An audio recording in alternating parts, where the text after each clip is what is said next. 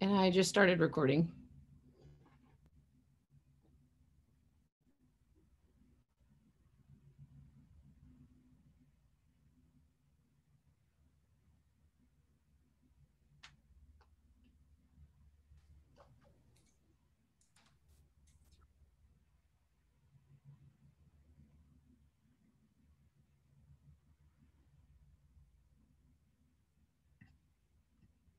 All right. All right, we're gonna get started and let everybody in. Chief Sean, Chief Anderson, I'm thinking maybe you're there, but just if you are, good morning. We're about to get started. Start the video right there too. Yeah. Right there.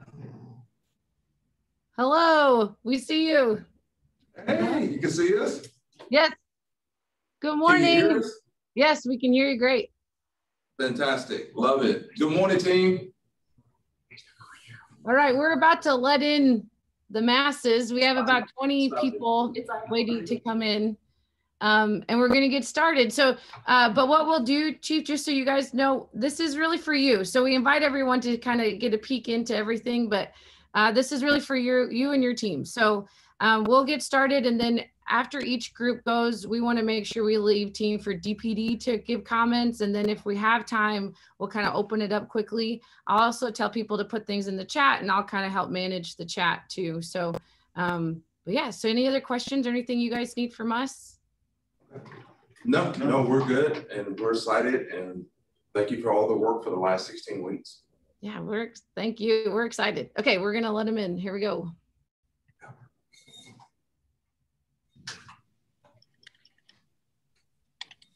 Thank you.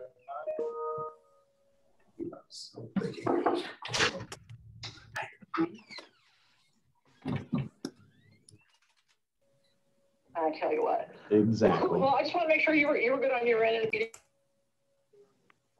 Good morning, everyone. We are so excited to have everyone here and to joining us on our MADI Design Studio presentations. We have a few people still rolling in, so we are going to wait just a couple more minutes and then we are going to get started.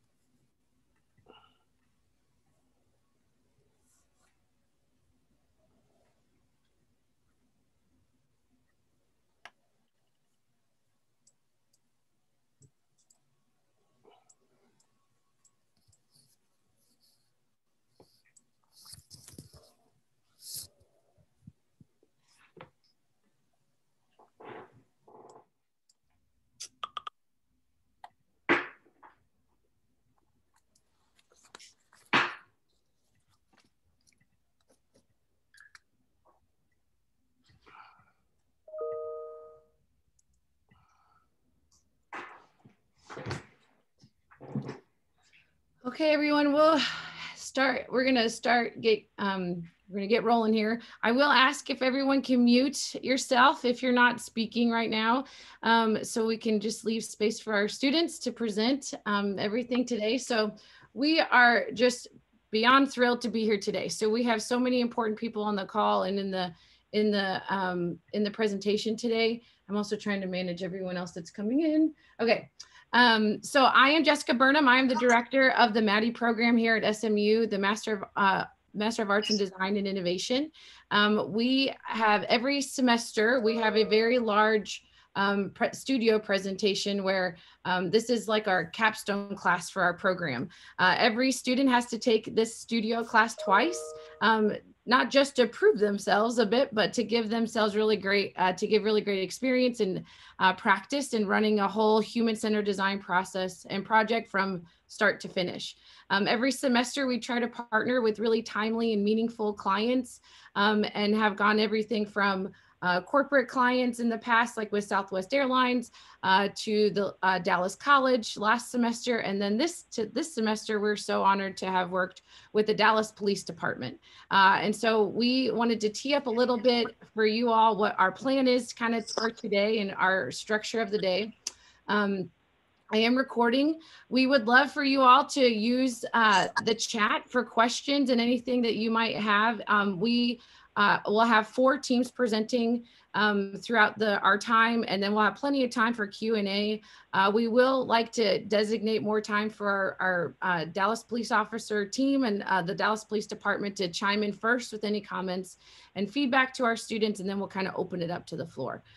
So to get started, again, this has been a 16-week semester-long project. So without fail, every semester that we've done this kind of work, everyone says, this is not enough time. So 16 weeks is a long time, but not enough. So we have done our best to go all the way from the beginning of our process to the end to really present really strong design options for our client.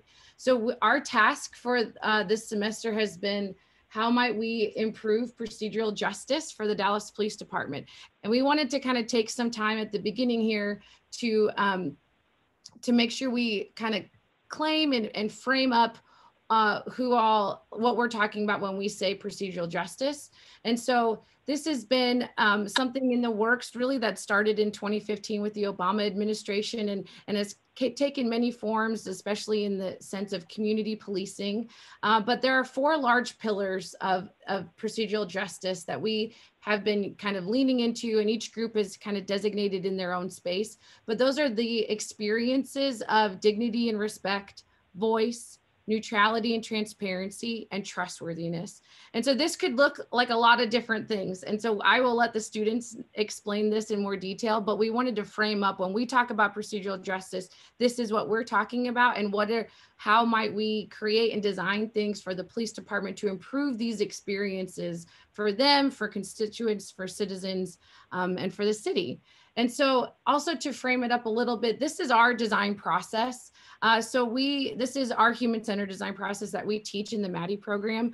We want all of our students have entered into this project with very different degrees of experience or engagement with the police department. So we have to start out kind of fresh and say, we all need to level up and kind of come to the table together. And that's part of this defining phase and contextually building out where we're going to go. And then in this understanding, imagining, and refining part, we're always looking to say, okay, well, if we're going to improve procedural justice, what do these things mean to us? What are we really bringing to the table? We do not want to separate ourselves as researchers and designers from the work. We want to bring ourselves, our talents, our gifts to the table to say, here's how we're going to do this. So throughout their presentations, you'll hear students explain their backgrounds and kind of where they've been in the past and where they're going. And then a major part of our work is that we want to prototype. So we want to make something, test it, learn from it, refine it, and produce it. And so you'll see when we talk about prototypes and things like that throughout the process, that means that the students have landed on something that we think we can design this to improve procedural justice for the police department, but we got to know that it's right. So they have made it, they have tested it, they have ran it, and learned from it. And then of course we want to tell about our work. So that's today. So that's us packaging this up. It's us being able to go through the 16 weeks of deep dives into information and then pulling back and say, well, what did we learn? What does this mean to us? And how is this powerful and meaningful for our clients? Okay, so we have 4 teams. They're going in this order today. And I think unless there's anything else I'm missing, I am missing 2 very important things. I have not done this project alone at all. So all of the students will introduce themselves, but we also have 2 really great guidance and stewards of this class. And one is Christina Donaldson, who is co-teaching the class with me. And another is Rachel Triska, who has been our designer in resident, who has a great background in police reform and community activism, and has come in not from a design lens necessarily, but has come in and spoken great critique and guidance to our students on hyper-local aspects of the project. So with all of that, I think we'll jump right in. All right. Again, please feel free to do anything or chime in on the chat, and I'll help manage that. And then each student has around 20 minutes total. And so I'll give a little heads up of you have 5 minutes left, and then we should have time for Q&A between each section. All right. So Team Ultimate Gray, I will stop sharing and let you guys take the stage. Thanks, Jessica. All right, well, good morning, everyone. Welcome to our presentation on improving procedural justice for the Dallas Police Department. We are Team Ultimate Gray. My name is Ryan Lozano, and my background is in engineering design and city planning as a private consultant. And my name is Dominique Wells, and my background is in psychology and visual arts, and I'm in my final year as a MADI student. My name is Emily Hughes-Armour. My background is in design, communications, and leading creative teams, first in retail for a number of years and now for SMU. So today we're going to brief you on our process of discovery, framing, and hypothesis, how we have conducted prototyping and testing, our conceptual proposed solution, and wrapping up with recommendations and future opportunities that will be followed by a time for question and discussion. First part of our process is looked at the project statement and dissected the important words called out here. This first step was critical to us so that as a group, we could all start on the same page with a shared understanding of the goal, the criteria, and the client. As we have gone throughout the semester, our approach has also progressed and grown, allowing us to flow and adapt through the narrowing and widening in our scope of interest inside what all could be impactful to procedural justice for the Dallas Police Department. Expanding on our process and digging into more traditional research methods, we put our time and energy into these key research areas. Like so many, we came in not having any prior knowledge as to the origins of policing, procedural justice, or the Dallas Police Department as an organization. Looking at procedural justice, we understood that it was not only an idea, but often referred to as a tactic. All these research areas and general reference points have served to better our understanding of the role policing plays in the community, as well as the community's impact on policing. One of the most visible examples of the condition of policing today is the public perception of police through differing media channels. Our aim here was to fully understand the narrative around the interactions with the police in Dallas that are broadcast on social media. We found that there are instinctive patterns to threads. If one person spoke up about an incident or an unpleasant encounter with someone associated with DPD, there were others that would speak up as well. One instance was as simple as rudeness involving a citizen that had lost their cell phone. Conversely, the engagement around positive police experiences does not get the same traction as those negative narratives do. After seeing these public-facing complaints and their impact, we endeavored to understand the nature of all interactions the police have within DPD to process formal complaints made by the public. To do so, while keeping complaints in mind, we drilled down from our initial explorations, identified areas of interest, and combined potential opportunities or gaps discussed thus far. This effort culminated in the build out of a communication map, which revealed a goldmine for potential procedural gaps that informed our hypothesis and steered us towards the people we needed to talk to. One of the early items we latched onto in our research was the large proportion of complaints that are categorized as discourteous or unprofessional behavior that was called out in our initial client brief, but then supported in the March CPOB meeting that we attended as a group. This standout statistic that over 50% of total complaints focused on discourteous or unprofessional behavior has stuck with us as the largest opportunity to make an impact on procedural justice for the DPD. Connecting this back to the 4 pillars of procedural justice and our how might we question, we aim to use this statistic and supporting evidence to impact the respect pillar. Having a good foundation in the literature, we then moved into pursuing conversations with those who could lead us further toward our prototype. We had Zoom conversations with experts in fields covering law, media, city governance, and policing that gave us the opportunity to answer questions that arose during our literature review. This led us into our first leg of fieldwork, which built context and bolstered our understanding of every aspect and perspective in the Dallas police community.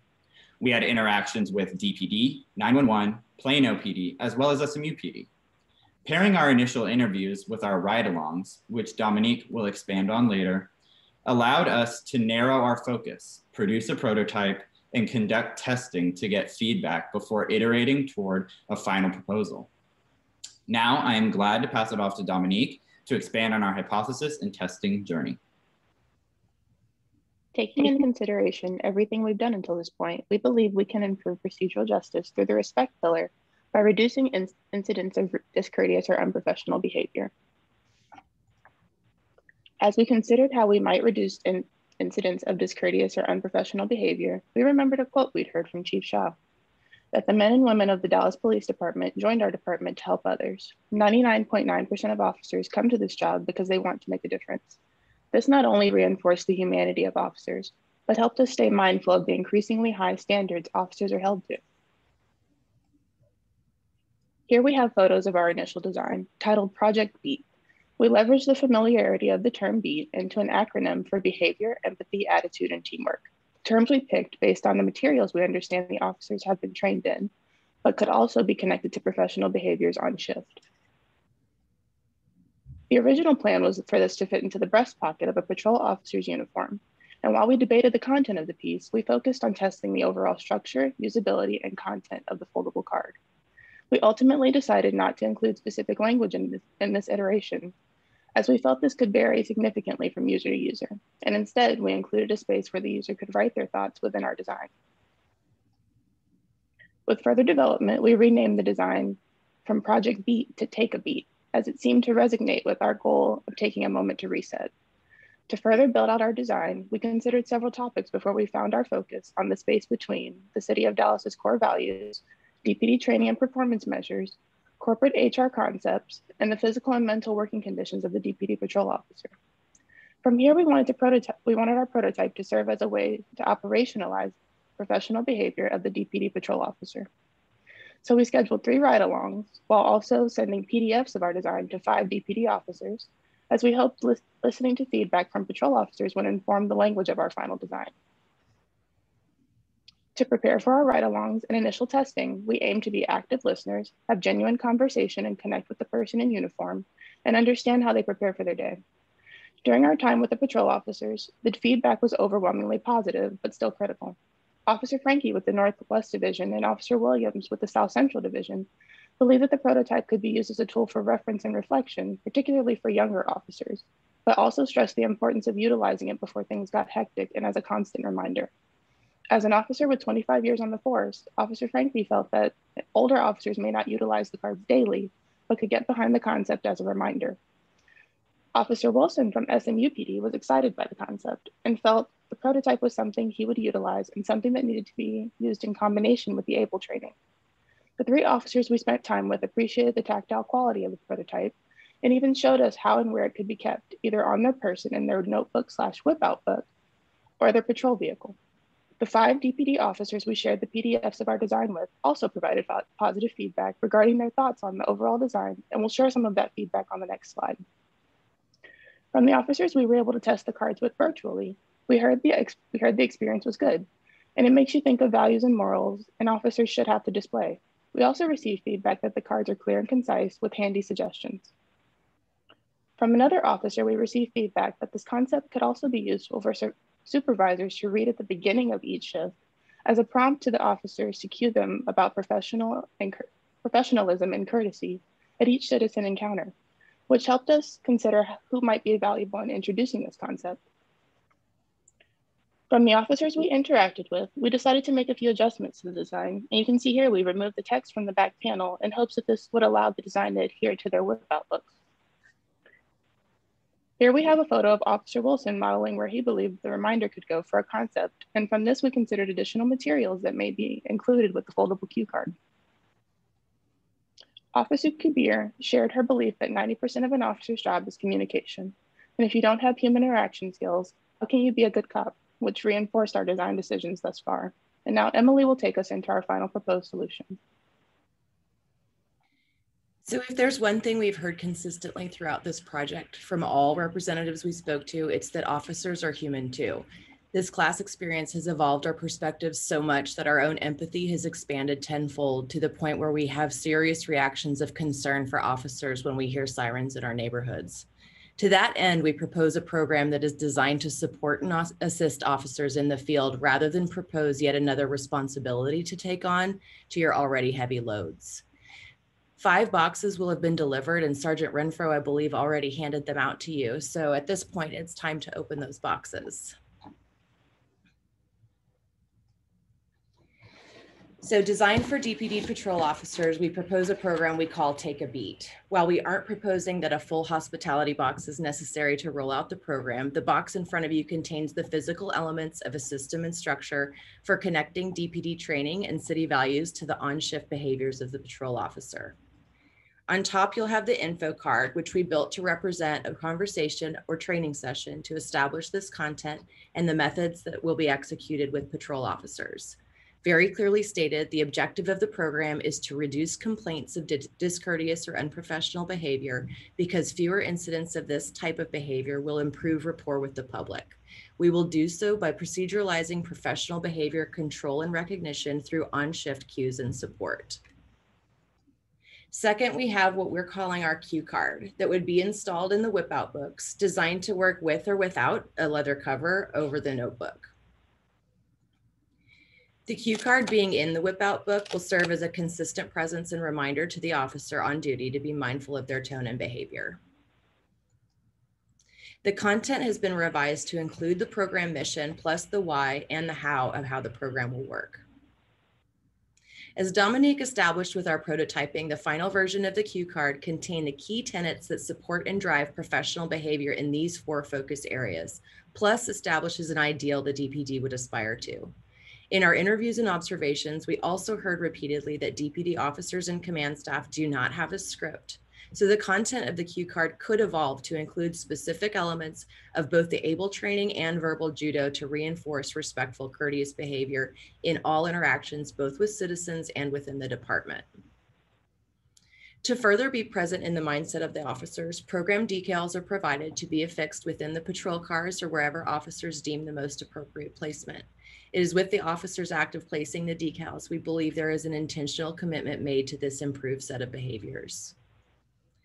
And now for our recommendations around program implementation, excuse me. We identified field training officers as a prime candidate to roll this program out as they are so critical to influencing rookie success and officer culture. By leaning on the FTOs to establish the standard for behavior, train new officers, and reinforce it, we believe young officers will be able to quickly adopt methods to establish the appropriate mindset and humane interaction earlier on in their careers. And by starting with these young officers, the habits will evolve and roll to future recruits over time. You can see here a small set of examples to show the visual cues installed in the officer's car while an FTO explains the program. In order for officers not to eventually overlook these cues, we thought there would be further reminder deployments either through text or the patrol car computer system or dispatch for ongoing reinforcement. To enhance and evolve the physical documentation the officers have received, there could also be a regular stream of content designed to address and respond to the most recent complaint data, enabling improved training in an almost real-time system. We received further validation on this program when we heard from one officer that taking small steps like this can prevent the bigger stuff from happening.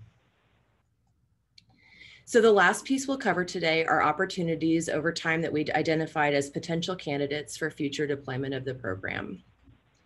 We believe we really have found a blank canvas within which to work, and after observing the 911 center, feel certain the set of materials and cues could be adapted first to the intake operators, then to dispatch and other areas of the DPD. In our research, we learned that many surrounding communities have established professional standards units or departments. While they appear not to cover exactly the nature of the program we're proposing, we felt it was worth including that there may be a gap a department like this could fill and ultimately house this program. In looking to loftier goals, we identified early on that the complaint process was a key area of opportunity for the city of Dallas. We believe it's possible that a commitment to the BEAT program could improve the relationships between the DPD, the CPOB, City Council, complainants, and attendees at the public meetings. And who knows, perhaps new conscientious agreement and effort to adhere to a higher standard of respect and professionalism could even reach City Hall and beyond. We're so happy to have been here today. We hope that you can see the passion that we brought to this project and the potential we believe is possible from this prototype. Being able to help you improve procedural justice has really been such a gift, and we thank you for your time and appreciate the contribution we've maybe been able to make. And with that, that concludes our presentation of the Take a Beat program. and we open it for discussion and questions. Wonderful. So we'll go to our Dallas Police Department partners. Any other first thoughts or questions that you all have for this team? So Jessica, this is Chief Anderson. Can you hear me? Yeah. Okay, awesome. So just really on behalf of the police department, that was amazing presentation. And I just really want to thank Dominique, Ronnie, Emily. We have had some conversations in between the midterm and the final presentation. And right now, I'm just really, really proud to say that some of the application thoughts and concepts that you guys have put on the table is really remarkable. And from the seat that I sat in, I'm always looking for the opportunity that we can find a space to where it's real time and that we can apply it right now. And a lot of times those are very small percentages opportunities, but the value that they produce on the other end is so significant. And the value is not just for us, but it's also for our stakeholders, for our residents, it's for our visitors. And it's the way that we should be when it comes to interacting with all people in the city of Dallas. And so I'm very pumped. I'm holding a lot in right now, but I want to definitely continue to have conversations. And this is at the forefront that we probably will move forward with. And so again, I'm very happy, very ecstatic. And thank you so much, Dominique, Ronnie, Emily, for your passion, your hard work, and just your enthusiasm in supporting DPD to be the best police department in the nation. Absolutely. Thank you. We appreciate it. Mm-hmm. Also, Jessica, in the room, I have my fellow partner. He's also Executive Assistant Chief, Arturo Martinez. And so I'll give the floor to him to see if he has any questions or any comments as well. Sure. Thank you, Chief Anderson. I want to echo the same thing. I should tell you that when I competed for the Chief of Police job with Chief Garcia and other candidates, one of the things that I was part of my framework was something very similar to this. I called it SPEAR. It was about serving professionally and being empathetic. And also, and there was an and respecting the dignity of the human person that we're serving, right? Because ultimately the citizens are our bosses. That's who we serve. So, of course, being the simpleton that I am, it was a concept, and then here you are having done this amazing project where you took a concept, and as part of your effort to complete your master's degree, I believe that's what this is about, right? You've shown an amazing skill, and I have to echo what Chief Anderson is saying, because for us taking that concept and then what you put together is amazing. And I think this really has great value. And the biggest thing for the department when we deal with universities has always been taking a concept and is it applicable? That's the number one thing for us. Is it applicable to what we do, right? And so you've done that. And I think you should, we're gonna give you 100. You've already got your so ultimately, again, you've done an amazing job, and big kudos to you all and to the program and to SMU. You will, if there's anything you do as you look back on your life, please know that this is going to help us make a big impact in the lives of others. Thank you. We appreciate that. Thank you. Awesome. And also we got Patrick into the room, so I'll turn it over to him. Thanks, Chief. So yeah, and I echo the words brought forth thus far. Excellent job.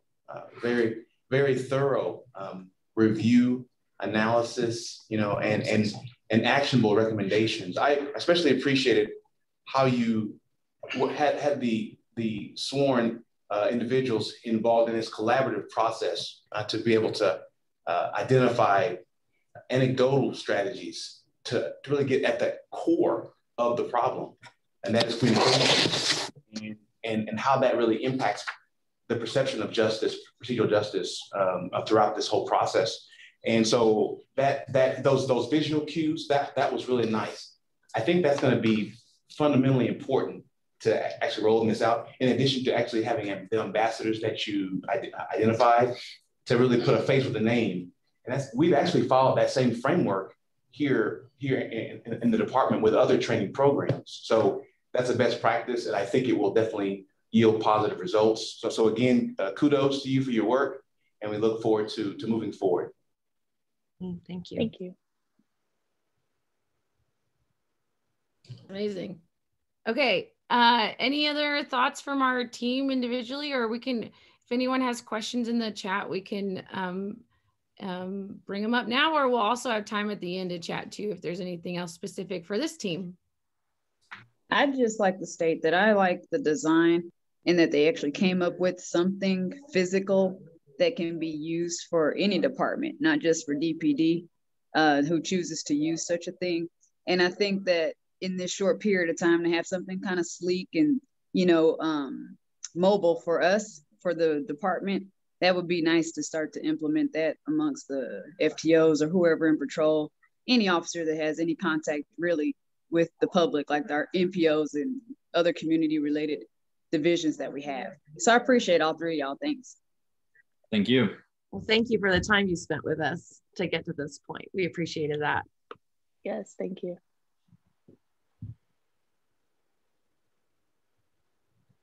One thing that we have from Officer Shaw in the chat was great work team. Collaboration is key, including officers was very important to make this successful in DPD. And I just want to echo that. I love seeing that. I love seeing you, Officer Kabir, on joining us today and in the presentation. And that's just such a big part of what we're constantly encouraging and pushing the students to say, and all of the projects to say, we think it's right, but go do it, go check it out and go see it. Let's see the pictures and be in the space as much as you can, so we cannot operate in assumptions, but in evidence. So excellent work, team. I love to see how, just my quick sense are, seeing how this has kind of manifested itself and grown and just kept going and staying the course. It was really great to see it really refine in, instead of, sometimes these processes tend to be like ping ponging all around, but you guys really kind of came in and honed in really well. So I'm excited for this. Any other thoughts for this team? Oh, Aline had a question. Is your prototype pushing the person interacting with the officer to feel empathy for the officer? And I think that question is, it's more about the officer being equipped to respond well in any moment that that officer is in. I think that might be answering your question. Go ahead, Emily. Yeah, that's right. As it stands today, that it's a tool for the officer alone. But if it were to be a public campaign with the city, then the public would be aware and potentially gain some of that as well. Perfect. All right, with that, we'll move on to the next team. Thank you guys so much. Thank you. Thank you. Thank you. All right, the squad is up next.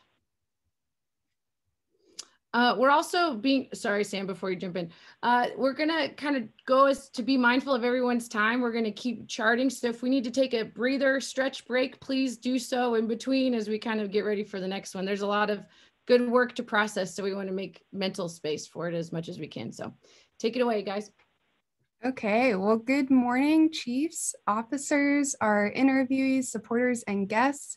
We are Hope, Ramisa, Casey, and Sam, and together we are the squad. We are all second-year MADI students. I'm Sam, and I work in social media at SMU.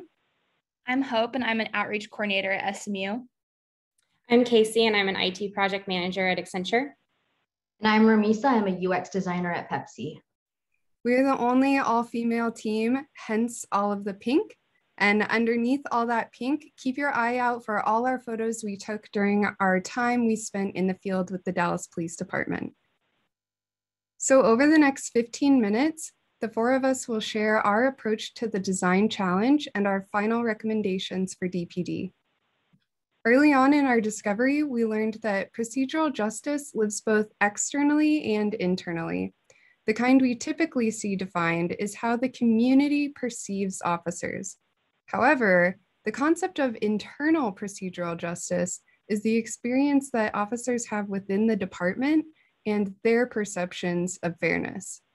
We took a deep dive into this world as we learned that improving internal procedural justice for officers could in turn improve it externally. In order to design for internal procedural justice, we had to learn more about the unique culture of the Dallas Police Department. We spoke to various employees and stakeholders at different ranks throughout the department and have met with various subject matter experts. To date, we've conducted 15 different interviews, and we've met countless other officers and stakeholders through firsthand experiences. By hearing, seeing, and walking through internal issues, we gained a better understanding of the daily stressors like demanding scope of work, fear of retaliation, and lack of voice officers face in an extremely fast-paced, high-risk environment. Through these interviews and shared experiences, the design challenge took focus. At our client debrief, Chief Shaw shared that nearly all of DPD's officers join the department to help others, but along the way, they see a lot of things that change who they are. For example, nearly all of the officers we interviewed ended up referencing the officer shootings on July 7th, 2016, as a focal point in their encounters with trauma and occupational stress. As one of our officer interviewees, Sergeant Arturo Martinez, speaks to, truly this power of residual stress and the severe mental health outcomes that can arise from this work. He explains that usually when officers are ready to talk about their feelings, they're already at the edge. Fusing together our research, interviews, and response activities, we connected the dots between internal DPD culture and the stressors associated with this job. The patrol officers interviewed described key stress points that are well reflected in the literature about police stressors and workplace challenges, like administrative and bureaucratic sources of stress that tend to wear away at officers over time. In particular, the relationship between patrol officers and command staff became a strong theme in our understanding of DPD's hierarchical structure. As one of the patrol officers explains, we have to continually tell the command staff the same issues over and over again, and things are just the same. We saw our foundational understanding of occupational stress within the American Psychological Association's definition. As of 2020, the APA defined occupational stress as a physiological and psychological response to events or conditions in the workplace that is detrimental to health and well-being. Some of those factors can include things like levels of autonomy, workload, and relationship with your coworkers. Through our interviews and interactive activities with patrol officers, the intense stressors surrounding this work became evident. One officer described having to rush off to a funeral of another officer friend from the same academy class, and rather than being able to take the rest of the day off, had to immediately jump back on the beat and get back out into the fields. Another even shared that her smoke breaks are the only legitimized chance to decompress in the midst of a highly intense day. Occupational stress can lead to burnout and unhealthy coping mechanisms that have ripple effects in the community's perception of the police. A growing number of trauma-informed studies are linking mental health challenges to high-profile interactions, like some of the use of force cases that can end up on YouTube or your evening news. But this isn't an inevitable reality. Departments nationwide are seeking opportunities to decrease stressors that put officers at a greater risk of engaging in misconduct. A study published just last year argues that it is indeed possible for law enforcement leaders to implement programs that simultaneously build public trust and promote officer safety and wellness. So through this lens, we honed and recrafted our original design question to ask ourselves, how might we improve internal procedural justice by addressing DPD patrol officers' occupational stress? So with our new design question, we wanted to get a better understanding of occupational stress. So we spoke to Kelsey Watson, a licensed counselor whose work includes therapy with veterans and first responders. She told us that peer support is probably one of the greatest inroads to self-care and mental health treatment, especially for such close-knit organizations like first responders. She told us stories of seeing the improved mental health of veterans after they were involved in peer organizations and activities, like gardening, or even riding motorcycles with other first responders. So we started taking better note of some of the peer organizations and activities that we had heard of from our various interviews with DPD officers, and also what we could find online. We learned that officers are part of unions, DPD offers grief support groups, and that stations have opportunities for officers to join sports teams, choirs, and other organizations. Finally, we also learned that there are some Facebook groups, like one for women DPD officers, for example, to offer a place to communicate with other women officers. We also researched peer support best practices, especially for high occupational stress careers. We learned that peer support is essentially a space where officers can support one another in a formal setting on a regular basis. So keeping these best practices in mind, and also paying attention to what we were hearing from the many DPD officers we interviewed, we wanted to design a solution that integrates both. A solution that could not only be formal and regular, but that could also create a space for the officers to feel safe from retaliation, bond with officers outside of their uniforms, and improve their occupational stress without it being the focus of every single meeting. Designing a solution that fits those needs is what led us to prototype an ERG, or Employee Resource Group. Employee resource groups are typically seen in corporations and model the purpose of having an organized mission, value, or goals to create a more positive work environment and contribute to that mission. These are groups that are voluntary, employee-driven, and are formed around common interests such as religion, race, gender, generation, job roles, etc. They are a safe space for people to get together and talk about the topics they want to talk about without it affecting their job or personal performance. It's also a great way for people to support their colleagues. ERGs are not just for people who identify within a particular group, it's for anyone that identifies with the mission that the group works towards. And these are the pillars of an ERG. ERGs are incredibly successful.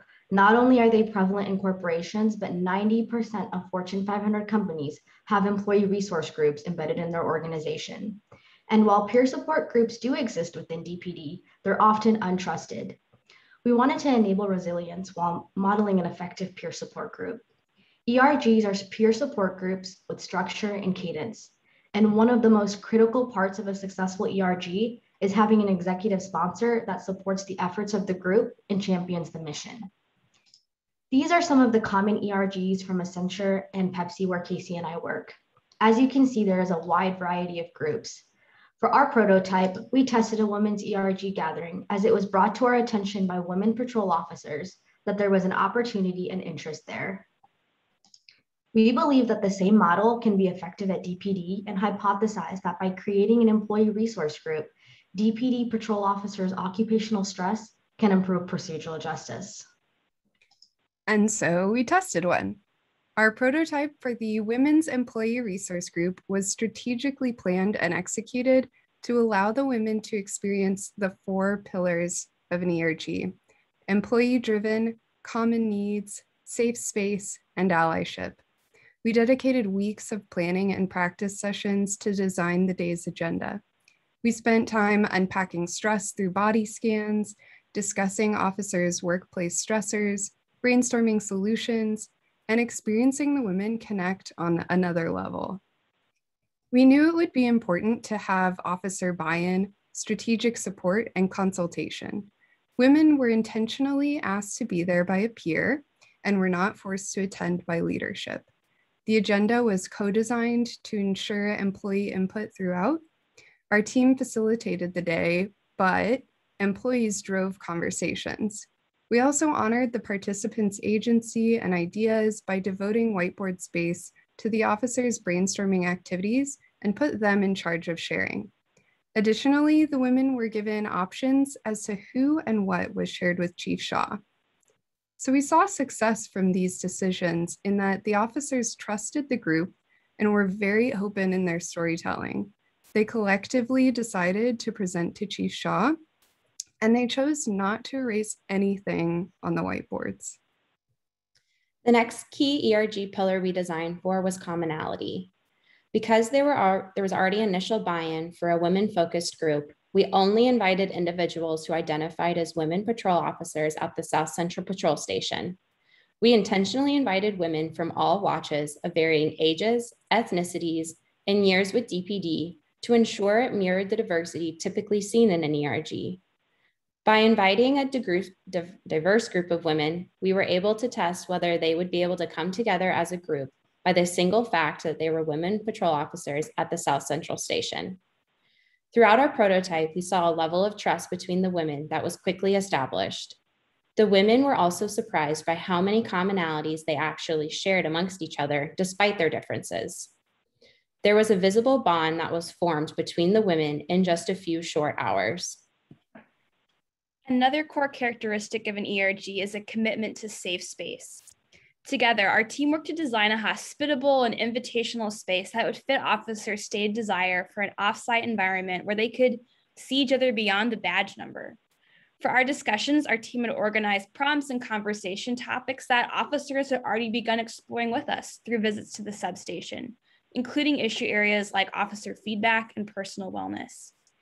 As a result of our actions to create a safe space, we found that the officer participants consistently demonstrated openness, vulnerability, and confidence. The officers engaged in personal storytelling and exhibited confidence in leading their reflections and feedback with command staff. In their closing survey, when asked about what surprised them about this experience, one respondent shared that she was pleasantly surprised that some of the super shy ladies spoke up. When asked about the environment, another survey respondent described the sense of affinity and connection she felt with her peers in that space. This officer was surprised to learn just how many other officers shared her same points of stress and struggle. As mentioned before, an ERG is only successful with the backing of an executive sponsor and having allies. Based on the response activity we conducted, we saw that there was a disconnect between command staff and the officers. When co-designing, the officers wanted access and transparency to executives. There is a perception that command staff is not accessible, but Chief Shaw broke down that perception. She openly supported the mission of a women's ERG as soon as the idea was pitched to her in March. She coordinated with South Central's command staff to ensure that women could still get paid for their time while participating in this gathering. In addition, while the executive sponsor usually does not attend every gathering, Chief Shaw showed her support of a women's ERG by attending the last 90 minutes of the session, where the women voluntarily provided a verbal recap of their stressors, feedback, and potential solution ideas. Having Chief Shaw there allowed the women to recognize that they had support. She not only actively listened to their concerns, but was also able to relate to what these women were saying through her own workplace stressors.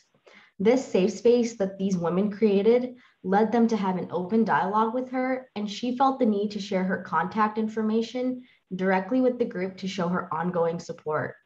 From our survey data, a lot of the women were surprised at how responsive and supportive she was.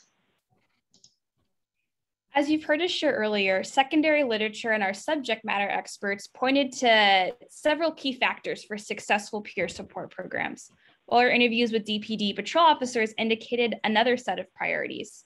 Integrating these best practices and priorities, we found the power of employee resource groups. As you've heard, this ERG prototype worked with tremendous success for us, and we believe that DPD has a remarkable opportunity to carry this momentum forward.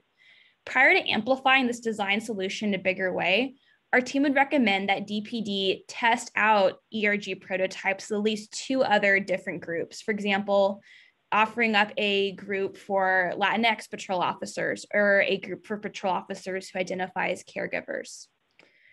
We now want to share our key insights that have informed our work and allowed us to tackle the design challenge. Additionally, to boil these concepts down into tangible, actionable steps, you'll also see a series of recommendations that DPD can enact to carry forward the power of ERGs as an opportunity for reimagined peer support. Our first design principle was our commitment to honoring officers' agency. Officers are everyday human beings, and like all humans, want their voices heard. We believe that DPD can make actionable steps towards building ERGs and other peer support services by helping officers feel respected and included as co-designers of these experiences. Our second design principle emphasized the power of safe space. In carrying this momentum forward, we strongly advise the Dallas Police Department to design peer-based opportunities that take place off-site and out of uniform whenever possible. Trust is integral to internal procedural justice and will require consistent work on DPD's part by cultivating safe space. Our final design principle is the power of executive support. From this project's beginning to end, the support we received from DPD leaders like Chief Shaw and Chief Anderson proved essential to crafting a design solution that carried executive backing. In order to continue offering innovative peer opportunities like ERGs, we recommend that DPD executives continue their involvement as allies to these groups, both to offer logistical support and to promote transparency between patrol officers and command staff. And so, in response to our original how might we question, how might we improve procedural justice for the Dallas Police Department? The squad believes that creating and introducing employee resource groups holds high potential as a means to decrease officers' occupational stress and strengthen internal procedural justice, with ripple effects that can heighten the public's perception of the police. We now want to wrap up with a word of thanks. Over the course of the semester, our team received hundreds of dollars of donated food from the following local businesses. But our biggest word of thanks goes to the officers and executives of the Dallas Police Department, who generously shared their time with us to make this project both possible and compelling. By now, y'all have become part of our squad, and we're excited to take your questions. Thank you.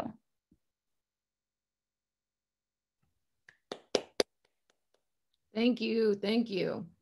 All right, we'll open it up to you all. You guys are, whatever you have, we'd love to hear. This is Officer Williams. Can you hear me? Yes, we can. This is Officer Williams in South Central. I just want to tell the squad that I'm going to miss our talks, and I hope that they really learned a lot from our interaction. And I do have a question for Sam. Did she still have her badge, her sticker? Of course I do. I love my sticker from my ride along. Thank you so much. Honorary officer for the day. Officer Williams, we are beyond grateful for the hours and hours of work you put into making this prototype possible. Your conversations with us and your mentorship throughout this process made our gathering possible. We hope will make ERGs more feasible and compelling in the future. Hey everyone, we have a question from Holly Gardner regarding stigma and mental health care. Let's see. So her question is that, is mental health care and attending therapy normalized within police culture? Or are there barriers such as fear that seeking mental health care could result in a loss of job or opportunities?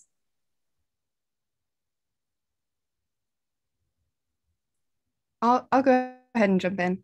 It is definitely not normalized. There is absolutely fear of retaliation and just stigma within seeking help. And it's something I think that we all hope to see change. And this is one way that we believe that officers might be able to start to have those conversations within their peer groups. Then I'll just add in, there is that fear of being labeled as unfit for duty, especially if you are seeking support that is offered by the department. So a lot of the officers that we spoke to who do seek support and seek, mental health opportunities, a lot of times it's outside of the department. So there's no way that you can be categorized as unfit for duty. Great. Okay, guys, there's another question from Elaine. And I think you kind of touched on this already, but he would like to hear about how your team has thought about how the prototype might scale in the future. Yeah, I'm happy to touch on that. So like we shared a little bit earlier, we feel like there was extraordinary success demonstrated by this prototyping an ERG gathering. That said, DPD could and should continue testing this. Some of the groups we've named are just 2 or 3 possible populations that this can begin with. And I think after testing with perhaps 1 or 2 more groups, DPD can really fully own ERGs as their thing. There's, as Ramisa shared, there is a strong argument in the corporate world for its power. We believe that following that corporate model could really help DPD build some consistency and powerful practices that seem to be amplified across the literature and within best practices. And I think one thing that's ironic with the way ERGs are structured in the corporate world is it is kind of a grassroots movement. You essentially have somebody who, feels a need to start a group, an employee, and they find that executive who also has that same passion for the mission, and they just run with it. And so it is not necessarily implemented from top down. It's more of a bottom up approach, which I think is why it's so special. Go ahead. And Casey, I totally agree with you. This is Chief Anderson. This is a real conversation, and just in our industry, it's a really national conversation in regards to health and well-being and occupational stress. Recently, I was on a call maybe 3 or 4 months ago with some of the top executives in our industry, talking specifically for about an hour about this space right here. And so for you guys to actually, while taking a look at procedural justice and how can we be better in this organization, the fact that you guys come from the lens of occupational stress is really remarkable. It's real in the sense that it's saving lives. It's not only making this organization better, but it's also making each and every officer, whether they're male or female, their homes better. And it's actually making each officer whole again as well too. And so I'm sitting here trying to think, so far we're 2 groups into this presentation, but I'm sitting here thinking from a timeline and scalability point of view, how can I take, each one of these recommendations and maybe over a period of time, start implementing them. And so we can say DPD, we are going to get better. We have prototypes, we have tested them. We know they matter. And for over the next 12 months, 18 months, here are our recommendations and here's our timeline. And so I'm very happy right now. Thank you. Hi, this is Sergeant Renfro. First of all, amazing presentation, ladies. I love the pink, I love the girl power. Just for me, being a female on this department, I am part of that women's group that you mentioned. And we even have a little book club, and it's really new, but the cool thing about it is kind of like what you're saying, like we have this commonality, but it doesn't feel like therapy, but it kind of is. So, when you talk about that stigma and what I know officers don't maybe want to get therapy or services through the department, because like you said, even though they are protected, officers don't trust it. But these groups really, you just find that commonality, and it is like a therapy in a way. You don't realize it. And I actually didn't even think about it this way until this moment, but it is kind of like a therapy. And I'm already thinking about groups that I want to be a part of, the females, maybe a religious group, parents of children with special needs. Like those are just a few that I would want to be a part of. So I'm looking forward to it, and I would love to be a part of this. Thanks so much for sharing that with us. That's exactly the kind of feedback or resonance we want to be hearing. So thank you. I think it's quite important with what you all said about how it's a bottom-up type program. Obviously, throughout our careers, we've seen top going down to bottom programs that kind of fizzle out. Part of it is it's not well institutionalized. It's not very well supported. I can tell you that much of what we as a command staff have to work on, that you were touching on, is helping to break down barriers, because we really are in a different place right now where we are trying to do more service outreach internally, more procedural justice internally. Just like Sergeant Renfro was talking about, command staff doesn't know who's receiving psychological services or anything like that, because we don't ask, and the doctors are forbidden by their very license to tell us. It's when something bubbles up, as one of your quotes mentioned in there, is when it bubbles up that it has manifested, that we're a bit now in the having to protect the department and while still trying to figure out how to help that officer. And I think ERGs are something that would also allow us to have a more focused dialogue, like what Sergeant Renfro was saying, is maybe parents with special needs.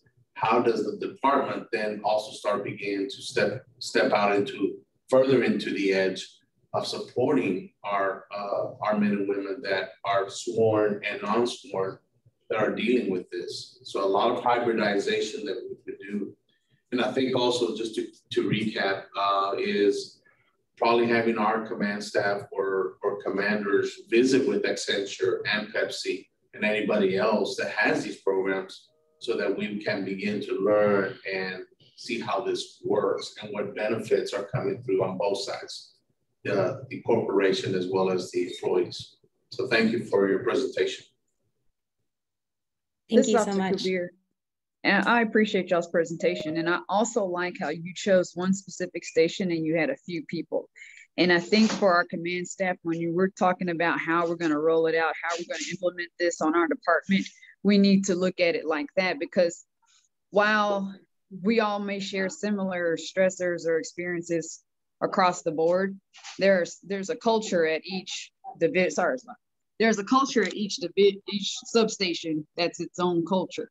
And I think it's important for those women or men or whoever, whichever community group it is, to be able to come together amongst themselves, and you know, work through these ERGs with each other first versus like a department-wide kind of thing.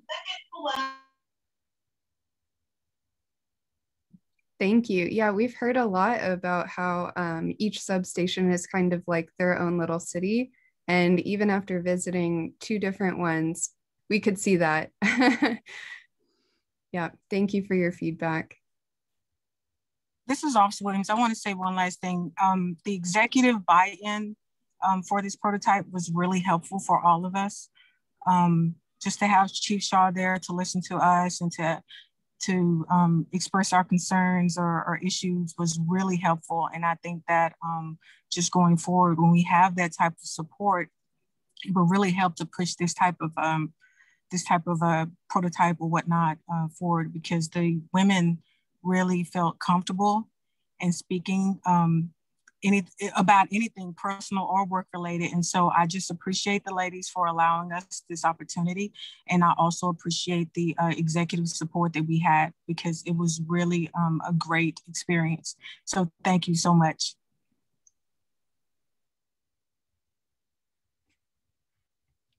I'll chime into Chief Shaw mentioned in the chat, you ladies rock. I agree with you that ERGs are needed within DPD to build internal procedural justice. Thank you for the opportunity to participate. So thank you very much. Well, thank you, Chief Shaw. Thank you, Officer Williams, of course.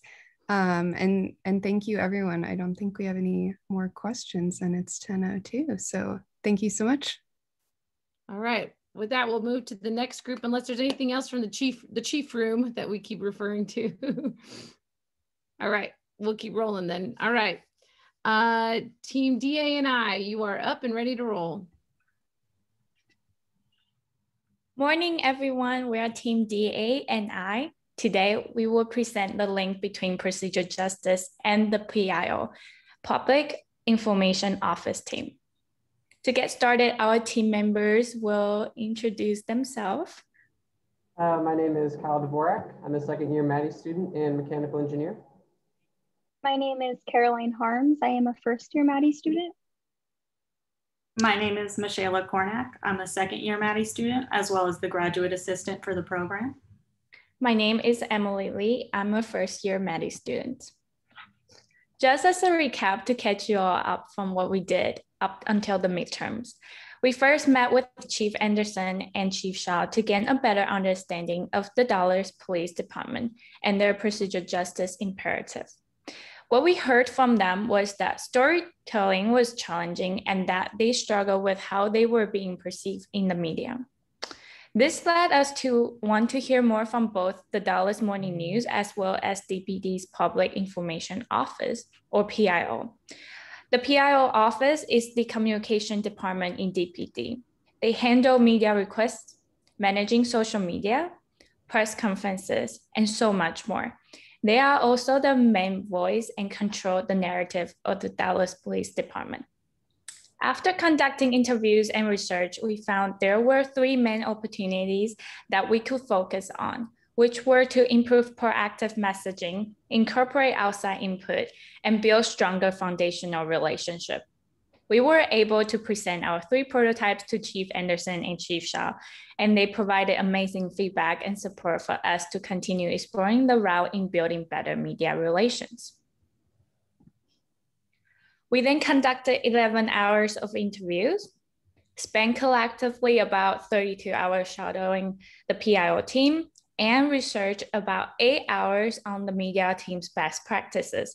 Lastly, we surveyed 81 individuals from the general public about their opinion toward police social media. From our interview with Cassandra Jaramillo from the Dallas Morning News, we learned that they would like to see more proactive messaging and follow-up from the police department. On the other hand, we heard from Senior Corporal Melinda and Sergeant Warren from the DPD's Public Information Office that it is crucial to decide what information to get released and what not, because they don't want to release any information that will hinder the investigation, and it is upsetting when the information gets leaked and reported are incorrect. We were wondering what we could do to enable both parties to meet in the middle. We also discovered an important piece of information during our interview with the DPD's PIO team, that they only have a small team working in the office. We quickly realized that this meant there was a lot of work and pressure relying on only a few officers and specialists, which could be incredibly hard and challenging at times. So we feel the need to really go to DPD's PIO office and observe what they do and how much they do on a daily basis, which Michelle will cover more in detail. So in order to better understand the PIO office at DPD, we spent the day shadowing the team. We split our group into 2 groups of 2. Kyle and Emily spent the day in the office interviewing, and Caroline and I spent the day on the move. We learned that the PIO team doesn't have Wi-Fi, working projectors, or laptops, and that this can be an issue when it comes to working with the local news reporters. We found that the team is very small and it can be all hands on deck for when a PR event is taking place, which leaves the PIO office unattended and the emails left unread. The team doesn't have clearly defined roles, and this can lead to the ball being dropped on coordination. What we mostly learned was that even though there are only 6 individuals running this office, there is a lot of passion and hard work that these people put into their jobs. After our midterm presentation, Chief Anderson asked us for feedback on how to structure their PIO office. To better understand what a PIO office could look like, we interviewed Dustin Sternbeck, the communications director at the Metropolitan Police Department in DC. MPD is one of the leading communications offices and police departments in the country and is roughly the same size agency as DPD. He gave us the breakdown of how his office is structured and clued us into best practices. We learned that MPD has 26 full-time employees running their office, whereas DPD has only the 6. Some key things that he mentioned were being the front runners in how things are handled, not waiting for policy to change how they function, having someone on call 24/7, but having the whole team being briefed on when to call him in personally for things such as critical incidents that may happen in the middle of the night, investing in communication as an organizational structure, branding matters, and lastly, being aware of the information the community wants to hear and thinking of the reporters as a partner in getting information out there. Because Dustin mentioned being aware of what the community wants to hear, we as a team decided to survey a group of people to find out. We wanted a large number of responses, so we reached out to our personal networks and put the survey out on Facebook, LinkedIn, and Instagram. So not all of our answers are Dallas locals, and these results are not conclusive. We received 81 responses, and what we learned was that 66% of people would prefer to hear information directly from the police department, but 75% of people do not follow the police on social media. If they were to follow the police, roughly 82% of people would like to see PSAs, 54% want to hear critical information within 2 hours, and of those, 32% of people would like to hear critical information within 1 hour, making response time and information dissemination 2 of the most important elements when engaging the public. Next, Kyle is going to pull out the takeaways we uncovered throughout our research. By taking into account our shadowing observations, our research into how other departments run their PIO offices, and the public survey responses, we were able to come up with some major takeaways that we believe we should focus in on in trying to improve the Public Information Office. These takeaways included resource opportunities, growth opportunities, role alignment, and a strong call for transparency within the department. Our first major takeaway is the opportunity to expand the office's resources. As Ms. Shayla mentioned earlier, the lack of Wi-Fi and working equipment is a major pain point for the office and needs to be addressed. The second takeaway is that there's an opportunity to grow the office. During our shadowing event, we understood immediately that there simply isn't enough staff. Our outside research confirmed that as well, showing that DPD's PIO only had 25% of the staff of DC's PIO office. Our third takeaway is role alignment. Everyone in the office is working multiple roles and are overloaded with work simply because they are understaffed. Role alignment would allow the office to achieve more goals by narrowing the individual scope of everyone's work. And our fourth and final takeaway is something that rang through everything we heard during our shadowing event, and that was the importance of transparency. Every person we talked to within the office reminded us how important communication is with the public, and we wanted to make sure that this remained the main goal going forward. So all these takeaways are important and required more attention. Because of this, we dug deeper into each one and broke down how they could be answered or improved. This involved calling out the issue, explaining why it is an issue, and giving concrete steps on how this could be solved and improved going forward. We then took all this work and formed our media relations development plan. Up on the PowerPoint, there's a QR code that you can scan right now if you'd like to go through it more in depth. This plan shows our vision and how the Public Information Office could be better utilized going forward. It's broken into four main parts: the development of social media relations, team structure, and resource utilization. We state what we would like to improve, what its importance is, and how the office could go about doing it. This office is essentially the voice of the entire department, and we want to make sure that voice is as loud and as clear as possible.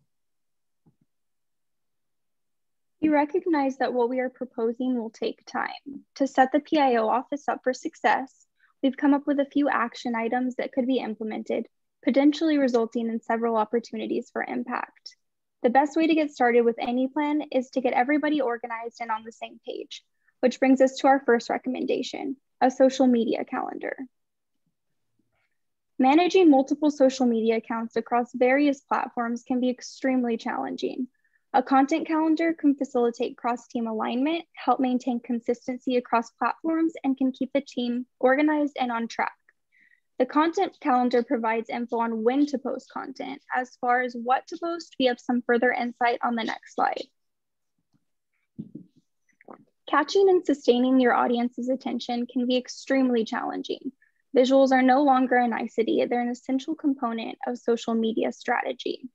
In our research, we singled out the content that has driven the most engagement and found that DPD social media followers tend to engage with photography posts rather than graphic posts. Creating and sourcing the most engaging visuals for your audience is a crucial component to getting your message out to the community. Managing and creating content for social media takes practice, but our next recommendation could give the department a head start at making sure the team can effectively manage these tasks. Our team recognizes that while all PIO officers contribute positively to the team, they might not have a formal background in communications or public relations. Our research with DC's Metropolitan Police Department showed that other communications departments have found success in communication and Facebook communications training. We are recommending that all new employees of the PIO office go through a cohesive communications training to ensure that they have the skills needed for the day-to-day responsibilities and interactions with the media. There are many options for police media relations training, and a couple can be found in our development plan. Finally, bringing on the right people can be a daunting task. Our team has come up with a detailed hierarchy of what an ideal team could look like based off of our research. The PIO office is the most visible part of the Dallas Police Department. The current PIO team is doing a tremendous job for such few people. However, because of the amount of information that comes into this office on a day-to-day basis, bringing in additional staff that are trained in communications, public relations, and journalism could help increase the knowledge of the employees already working in this office. The organization chart that we are proposing separates out the duties into clear and defined roles so that the information that comes in is processed and released effectively. More so now than ever, we believe that the PIO office plays a vital role in the Dallas Police Department. The PIO office is the most important source of information for both local reporters and the Dallas community. Relationships and involvement cannot change overnight. However, by implementing and committing to the goals in our development plan, we believe that the PIO team could use the expanded resources given to them to effectively improve community representation, local news, as well as making sure they have the resources they need. Next, Emily will dive into how this could improve procedural justice. The impact of our work lies in how it improves procedural justice. The graphic on the left portrays the important principles around procedural justice. First, a social media strategy gives the DPD a voice to tell their side of the story, in which having a voice is one of the components of procedural justice. Second, effective communication and outreach ensures that we are transparent to our community, which builds trustworthiness with the public. The proposed organization structure helps with the hiring plan in order to build a public relations team that can communicate stories with the public in an unbiased and transparent manner. This also addresses the neutrality principle and helps the DPD's representations. This brings our presentation to an end. We would like to thank you for taking the time to listen and say a big thank you to the DPD PIO team for letting us spend the day with you, as well as all the others we work with this semester. We will now be opening up the floor for questions.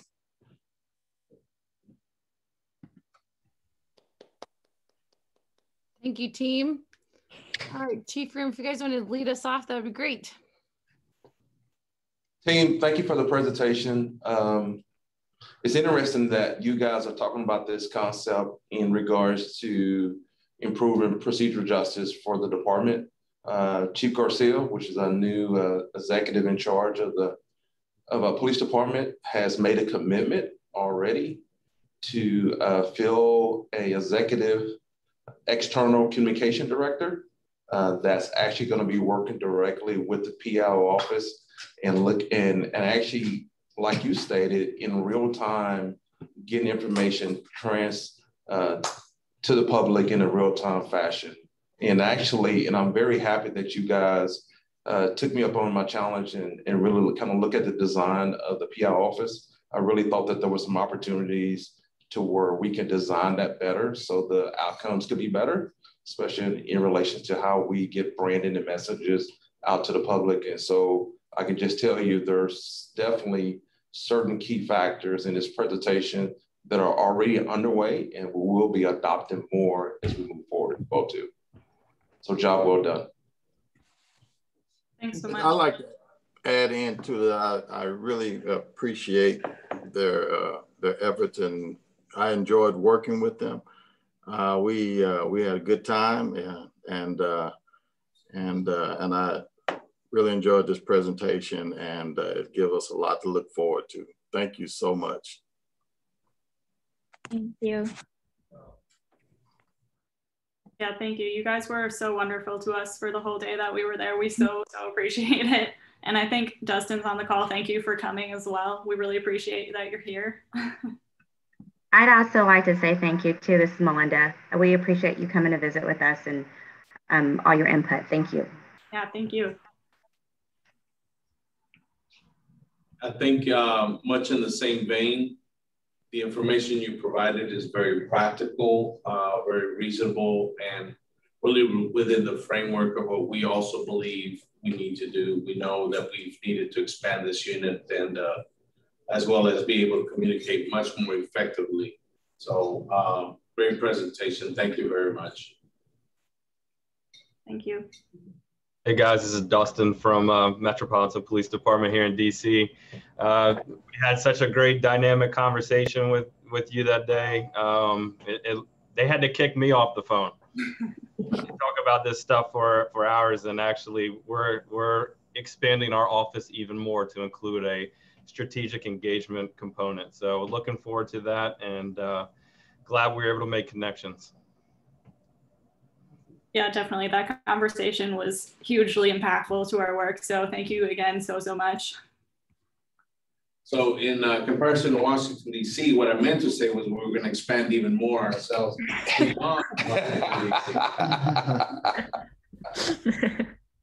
Hey, Dustin, we really appreciate you joining in and taking time out this morning to be part of this conversation. It's very, very important to the success of the organization and having that open, transparent relationship, not only with the media, but with our community members also. So thank you.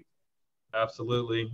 You know, all these topics are certainly, it affects the entire industry, not just, you know, a segment of the country. So the more that we can share and learn from each other, the better off the entire industry will be moving forward.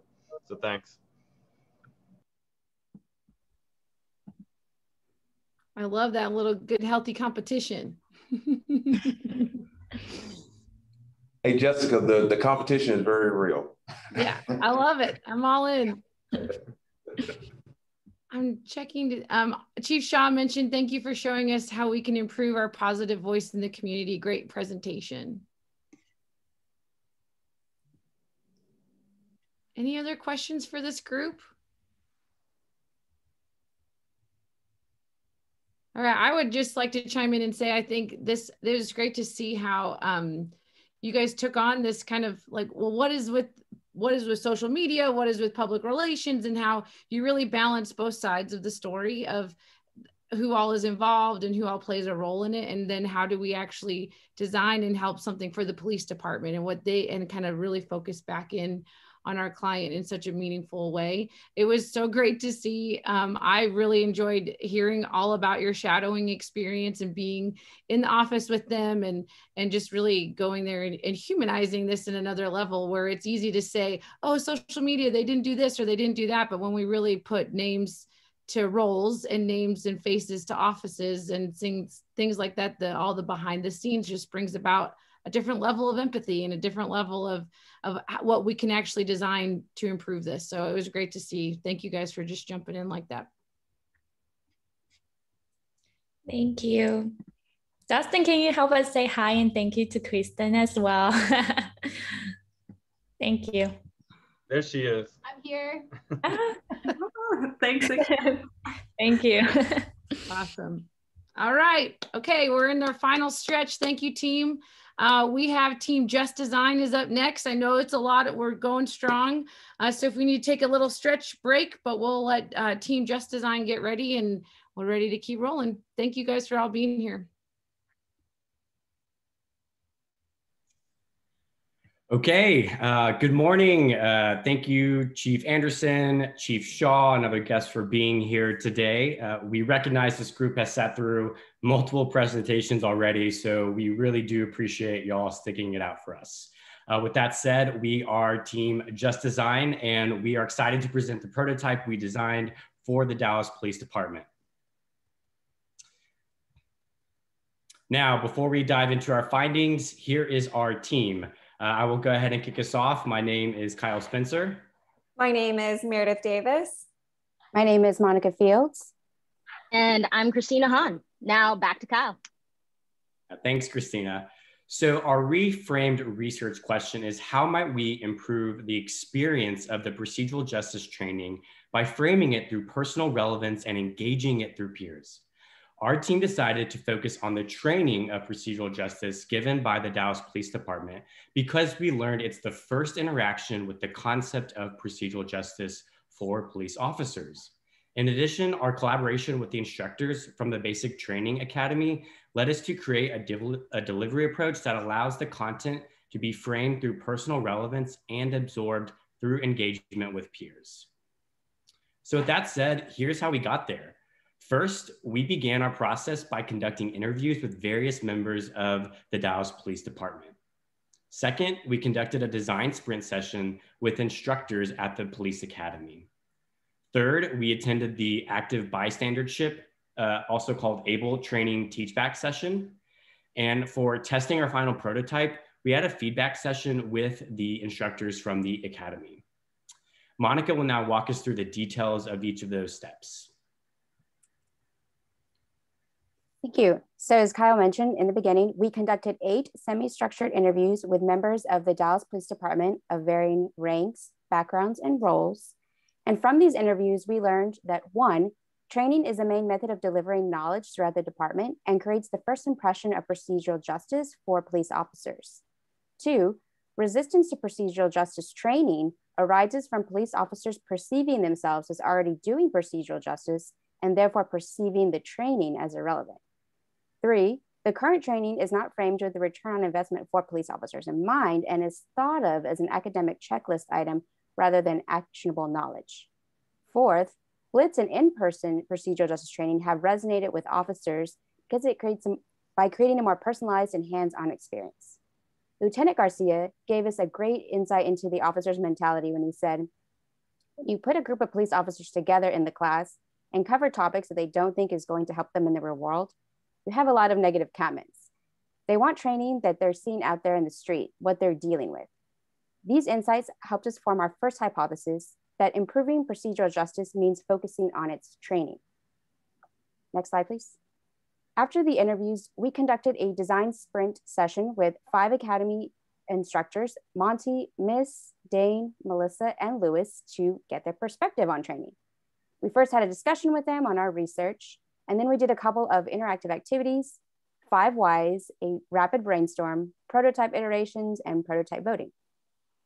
And our team learned several important things. First, we once again received some pushback on the relevance of procedural justice training because elements of it are already present in other DPD trainings. Second, we discovered field training officers are viewed as important linchpins in the transition from training to real life application for officers. Third, many of the instructors' ideas for training improvements validated our initial hunches of the importance of personalization and introspection. They gave us examples of know where you're coming from and identify your blind spots. Finally, they appreciated that we spent the time to hear them out and get their input. However, they also expressed that their view of real change was something that happens higher up in the chain of command from the top down. So for us, this meant evolving a hypothesis from improving training delivery through trainer empowerment. Next slide, please. Next, our team had the opportunity to sit in on teachbacks that were conducted in preparation for active bystander training, also known as ABLE, at the request of Chief Shaw.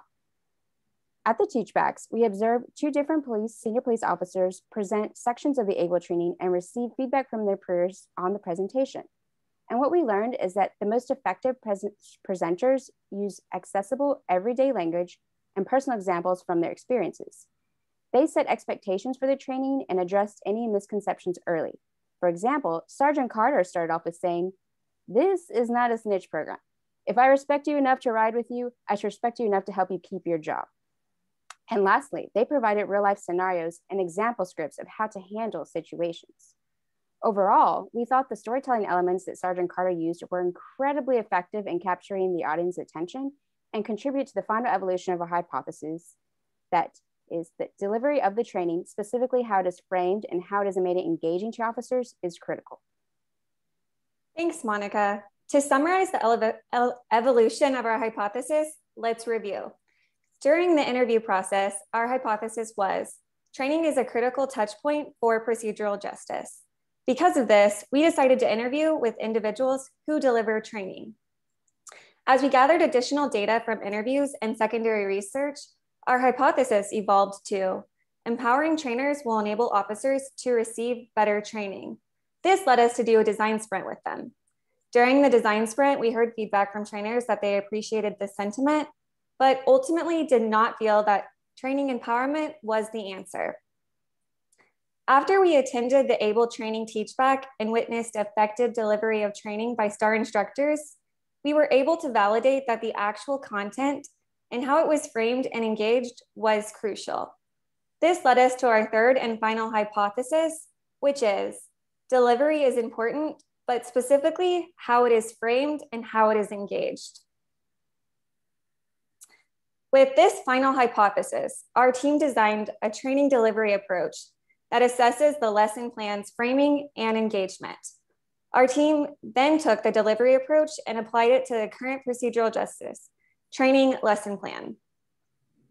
We did this in order to see our delivery approach move from conceptual to tangible.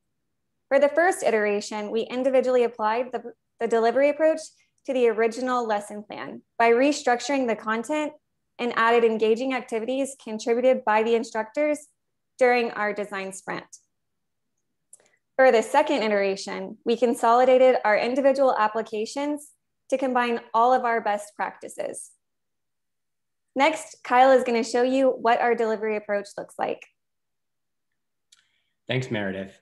So before we dive into our delivery approach, it's important to share how it is rooted in our research. From Chief Shaw, we heard how the nature of police work over time greatly impacts officers, which influences their self-perception and loyalty to protect one another. Related theories such as belief system theory, elaboration likelihood model, and social constructivism theory raise the importance of mentality, framing, messaging, and active learning with peers to enhance the learning experience and knowledge retention. In addition, we used research methods of semi-structured interviews, the design sprint session, and the ABLE training observation.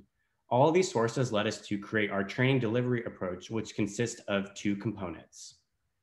First, let's start with framing. Framing is the way that information is communicated and how it highlights meaning for the audience. The subcomponents for framing are personal, contextual, and language. Personal learning provides officers the opportunity to connect human experiences with the material, creating a shared experience with the concept. Contextual means that the content needs to be related to Dallas, the Dallas Police Department, and the officers' work experiences. The officers really expressed the desire to hear stories from their city. And finally, language. We need to use everyday language that is relevant vocabulary for police officers. Now, with engaging, it refers to how the content is reinforced and absorbed by the participants. The three subcomponents for engaging are activities, reality-based, and peer accountability. Activities creatively and practically engages officers with the material to help absorb the academic concepts. Reality-based scenarios engage officers to apply concepts that are beyond the classroom and into their daily human interactions. And third, peer accountability creates an environment for effectively and informally reinforcing and encouraging good behavior. So in summary, framing aims to center the average police officer as the audience and the context of the training. And engaging requires the translation of academic concepts into tangible action. Thanks, Kyle. And now I'll be walking us through how we took what we designed and then applied it. So here is the outline of the current procedural justice training lesson plan. The modules include the interactive nature between procedural justice, legitimacy, and goals in policing, expectations and legitimacy, procedural justice, historical and generational effects of policing, procedural justice at its finest, and then officers are given an evaluation quiz consisting of 9 multiple choice questions at the very end. Though the current lesson plan's content was very informative when it came to the actual legal definitions and origins of procedural justice and its complicated relationship with race, community, and policing, the framing of the lesson was academic, conceptual, abruptly political, and just as abruptly concluded. The engagement that encouraged critical thinking for the officers came at the end of the 8-hour training session. Here's what our iterated version looks like. As Meredith mentioned earlier, we took the pre-existing content and reordered and broke down the modules in order to accomplish 2 things. 1, focus the narrative on the officer attending the training and how they might already be exposed to the concept in a real and tangible way. 2, break down complex academic concepts into more accessible ideas that build upon each other in a logical way. We then added engagement activities such as peer group discussions, reflective writing exercises that encourage critical thinking and therefore increased internalization and greater likelihood to apply the learnings throughout each of the components. Here's a detailed look at our iteration of the procedural justice training lesson plan. For the introduction, We begin with a positive tone that encourages officers to engage with their peers by allowing them to reflect on their personal values, why they love being on the force, and what some challenges of being on the force can be like. In the subsequent warm-up activity, officers define for themselves what they would like to get out of the training, so framing their mindset in a solution-providing mode. We then set expectations, using language that is conversational, not academic, as they would with trusted peers. The example we have here is, this course isn't about punishing the entire class for one kid's bad behavior. It's about extending the humanity and empathy to the communities we serve in the way that we would want them to extend these things to us. This class is about how to do the right thing, the hard thing, even if there's no reward.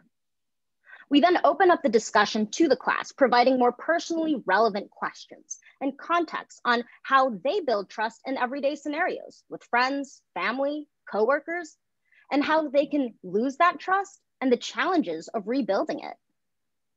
We then end this section with the usefulness of procedural justice for these officers' everyday realities. Bluntly, we address, so what's the point of procedural justice? Referring back to the critical discussion that they had on trust building and its benefits, we clearly connect the dots between procedural justice as a trust builder that increases public perception of police legitimacy. We applied that same approach of framing the content in a personal, relevant way to the officer and including engaging activities that encourage critical processing and peer interactions throughout the rest of the lesson plan. So with that being said, take us away, Meredith. Thanks, Christina.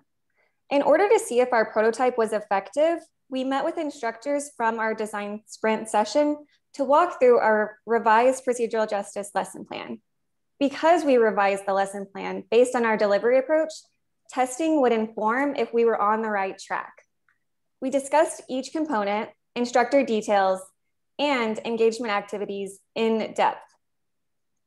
After each component, we asked them the following: their gut reactions and immediate thoughts, their experiences as instructors, if the lesson plan was using accessible language and Dallas-specific examples, and finally, if the lesson plan was using engaging activities and relevant scenarios. This feedback session validated the following: clarifying misconceptions of what the purpose of the training is was considered necessary. Starting off with the history of trust and mistrust before addressing how to fix it was considered strategic.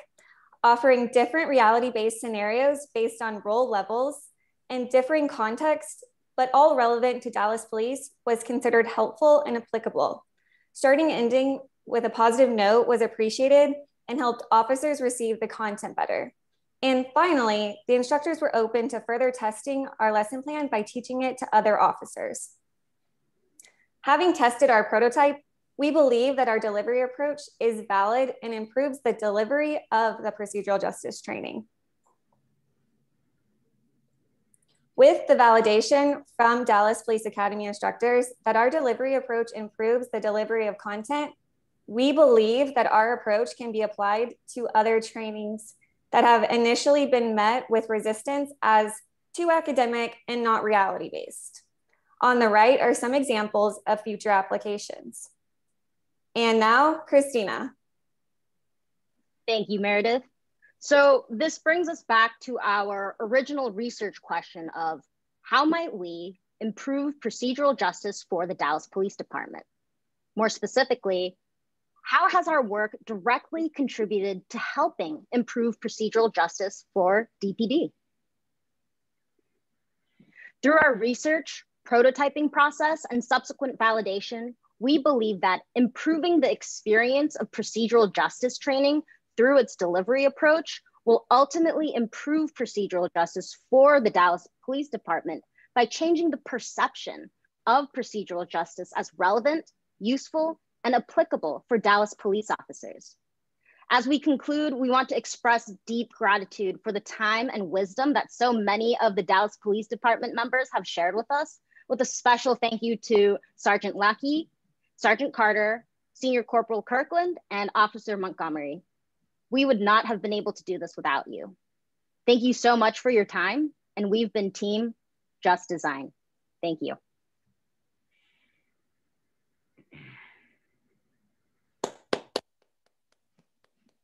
Awesome work, guys. All right, we'll take it to the chief room. So Meredith, Monica, Christina, and Kyle, I'm actually working on a project. Chief and executive staff is working on our new crime plan going forward for 2021 and going into 2022 as well. And so once we started this project and just started thinking through the contents, the layout and format, this group came to the table, and I learned a very valuable lesson when you guys did your midterm presentation towards us. And the lesson for me that I took away from it was, it's not necessarily just about the content, but it is about the delivery and it is about the design. And so I actually kind of made a sticky note on my desk. I said, as we move through this process, yes, we will make sure that the content reflects what we're trying to convey.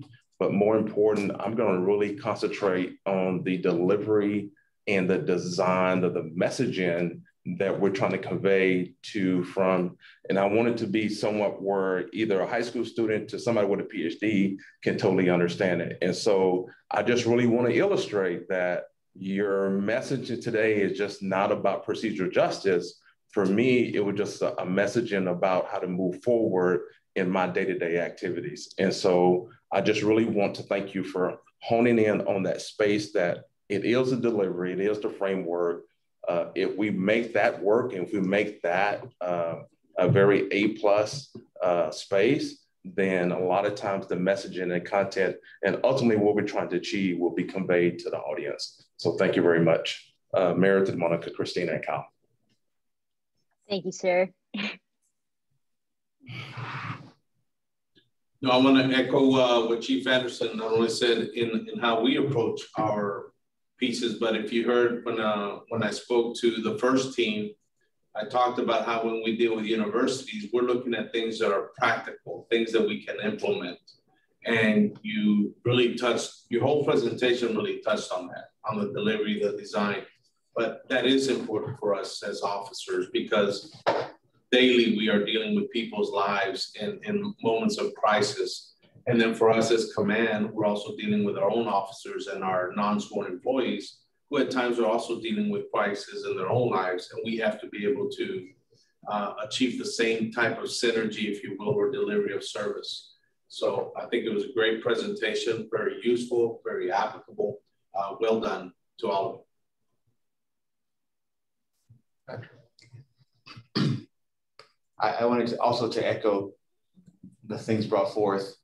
Your focus on the engagement and the framing really laid out a methodology approach that is really applicable going forward in many other spaces, and as was highlighted. I think that's key, and I think that's a key takeaway that we can really harness going forward. And so excellent presentation, and it's really something that we can look forward to in the near future. So, love that. Chief Shah wrote in the chat, great work team. How we deliver material is just as critical as the message itself. So what's so interesting about that is that Rachel actually pointed out that this is a meta version of procedural justice in itself, because regardless of the outcome, how the interaction goes on and how that interaction is delivered is more important. And that is what procedural justice is. So it was really great to come full circle. Chief Room, thank you so much for such kind words. We're wondering, are there any other aspects to think about or to improve upon? Sorry, I shouldn't be soliciting feedback. No, look, y'all took it to another level, and this is what it's all about. You know, what you're working on for your own degrees, but also being able to turn something around and provide us something that's very useful, very applicable. What we often find in our organization is we'll discuss things, and then we struggle with the from concept to application.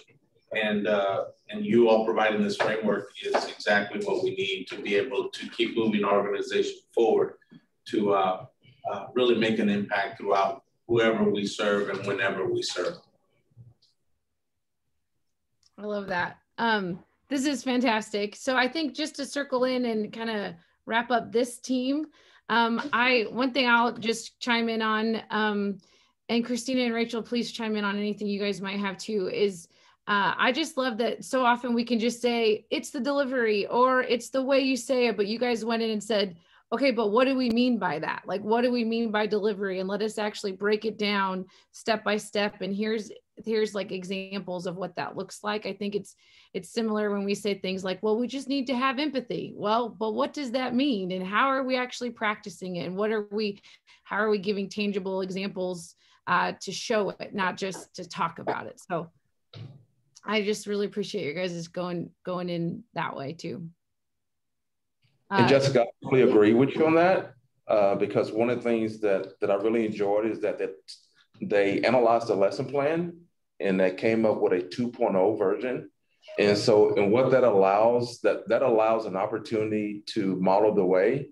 And what that does is it gives our staff at the academy some point of a reference. So as they move forward, whether it's dealing with procedural justice or whether it's dealing with another different conversation that may be very difficult to voice, difficult to reach, they can use this same methodology and the same framework that the 2.0 version was constructed in that hard conversation, regardless of what the topic is. And so I appreciate you guys not only come with the prototype, but modeling the way as well. That is very, very important. That's awesome. Tina Barton has a question for Just Design. What kind of metrics for measuring the effectiveness or impact would you consider in the future? How do we keep the feedback loop going? Any thoughts, team? Absolutely. That's a really good question and something that we have asked ourselves and struggled to come up with an answer to initially, because we're talking about shaping the experience and therefore the perception. So how do you measure an experience? So the most base way could be, and this is just kind of paraphrasing what some of our officers have said, is did they hate it or were they okay with it? And I think that's kind of a baseline measurement of like, how did they feel about the training before going in? How did they feel going out of it? Because at its current state, the training is given on a once-a-year basis, and it's in person, an 8-hour-long module. So with that being said, how often would you be able to connect that one experience to your everyday life? So if we can even start to change the perception of, hey, I'm not dreading this conversation, this is actually a cool time to have some real talk, then I think that's a win, and that's how we would measure success. That's great. And if I may add to what Christina just said, taking these 4 presentations, they all help each other loop into that procedural justice, right?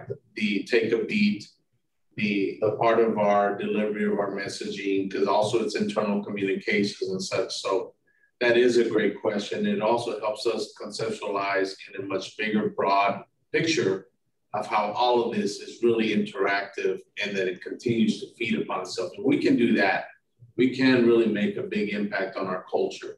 And that's really what this is about.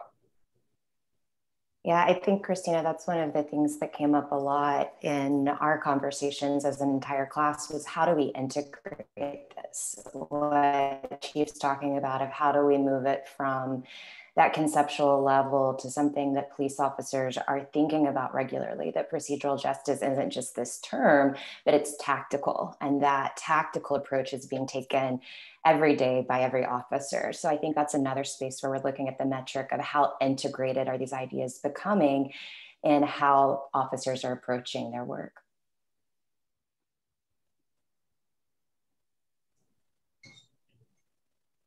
I love this. Okay, I couldn't agree more. I think if we want to, we have a little bit of time left, so we can kind of open it up to more general conversations. But one thing that we've been talking about on kind of the leadership of this course a lot is just how interconnected and related all of these things have gone and have developed. So as we kind of said from the beginning, we started with this very broad, how might we question of improve procedural justice for the Dallas Police Department. And you can see how very distinctive yet connected all of these responses have been, and how they have been really rooted in each team.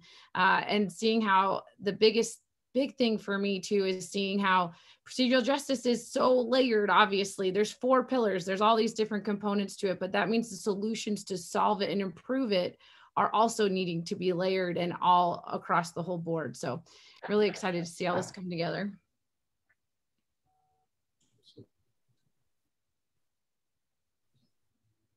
Any thoughts for the whole team or anything else for the whole group?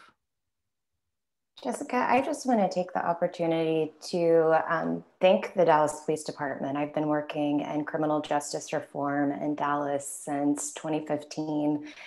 And, you know, when Jessica asked me to come to this project, I was a little hesitant. You know, I was like, I don't know. I don't know if we can ask the police to fix the police.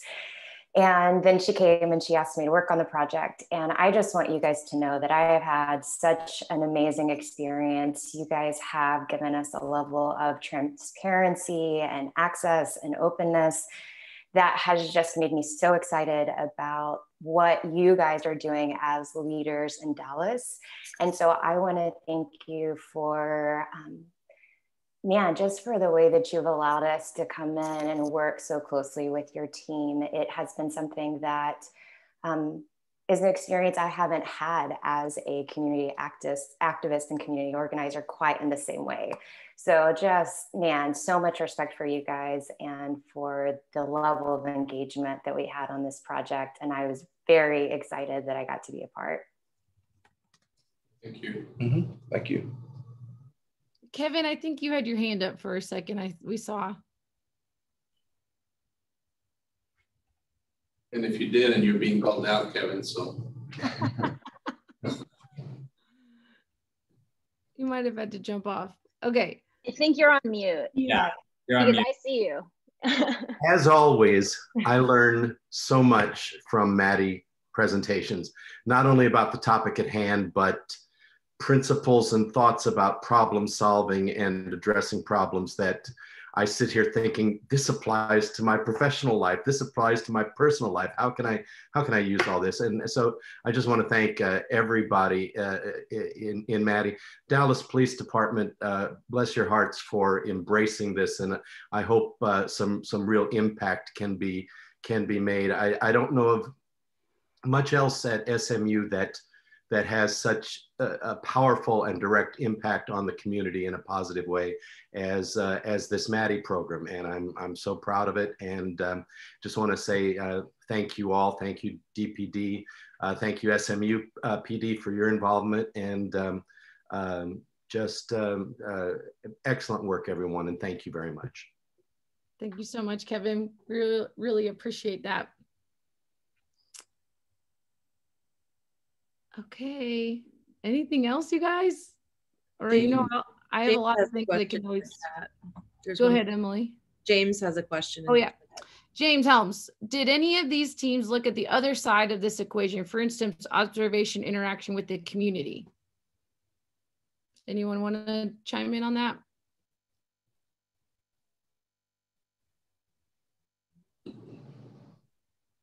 I can. I know that was like initially everyone's gut reaction was to actually go that direction. And then when we started doing our research, we kind of realized that if we were able to help the police on that side, then there would be ripple effects. And I feel like a lot of teams saw that in their research. And just from conversations with a lot of the officers, they felt that way as well. But I don't know if any teams actually looked into it specifically, but I do know a lot of the initial class discussions we had was everyone's initial reaction was to go straight to the community and start figuring it out from there. But then we decided to look more at it from the lens of DPD, especially since they were our client, and to take advantage of the transparency that we'd been given.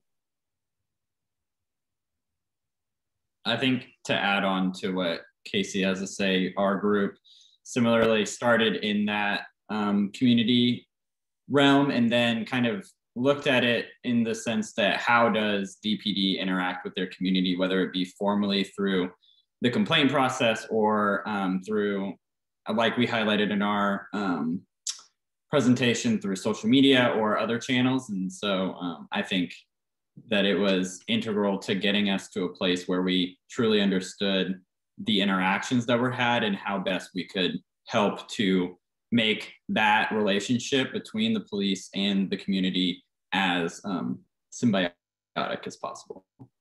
Yeah, I think that's great. Yeah, Arturo Martinez. Can y'all hear me? Yes. All right, sweet. Hey, this is Turo, guys. My phone's about to die, and I just wanted to say a few things if y'all have a quick minute, if that's cool. Of course. Yeah. So real quick, I appreciate you guys for having us out here, especially, you know, just hearing us out candidly and just letting us talk openly. It's sincerely appreciated, especially at the troop level, you know, sergeant below, representing those guys. For the command staff, really do appreciate you guys just for doing something like this. And just within the last few minutes, I've been telling the people, hey, what are you doing right now? Hey, I'm here on this SMU deal that we did with the department. They had no idea it was being done. And they're just surprised that the department itself is so vested and interested. And how do we better the relationship between command staff, the lower echelon of the department, and the community itself? And I believe that's something important that we really need to push out there and just let everybody know. And by everybody, I mean patrol elements and kind of sergeants and below. Let them know, hey guys, this is what we're doing and this is what we're trying to implement just to make your guys' life better and just boost the morale of this department. You know, it's kind of been a long time coming and things are good right now, but you know, you see the trends that as they go, you know, it goes up and down. So it's just nice to see. And I really hope that we publish this and let everybody know what you guys did here. And I mean, this is just, it's one of the coolest things I've seen. And it's definitely, it needs to be done in the department. So thank you guys again. I appreciate you and hope you have a good day. Thank you so much for those sweet words. We really, really appreciate that.